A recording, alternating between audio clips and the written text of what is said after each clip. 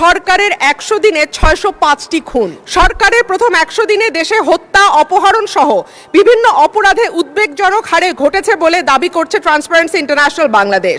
এই সময় দেশে ৬০৫টি খুন, ১৯৬টি অপহরণের ঘটনা ঘটেছে বলে জানায় সংস্থাটি। প্রতিবেদনে দেওয়া পরিসংখ্যানে দেখা যায় মার্চ ও এপ্রিল মাসে মোট ৬০৫টি খুন, ২৯৪টি ছিনতাই, ৯০টি ডাকাতি, ১৯৬টি অপহরণের ঘটনা ঘটেছে।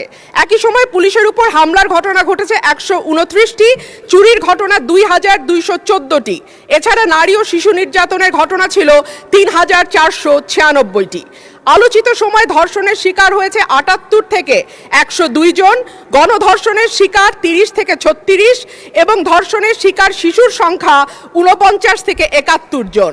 মাননীয় স্পিকার, আমাদের এই পরিসংখ্যানটি স্পষ্ট করে দেয় বাংলাদেশে গত ৩ মাসে আইন শৃঙ্খলা পরিস্থিতির অবস্থা কি।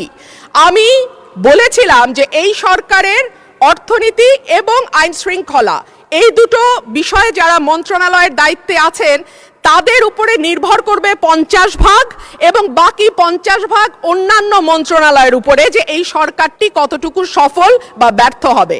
আজকে মাননীয় স্বরাষ্ট্রমন্ত্রী সংসদে উপস্থিত থাকলে আমার পক্ষে সহজ হতো আরো স্পষ্ট করে বলা যে এই সরকারের সফলতার ৫০ ভাগ দায় অর্থ এবং স্বরাষ্ট্রমন্ত্রীর উপর নির্ভর করে।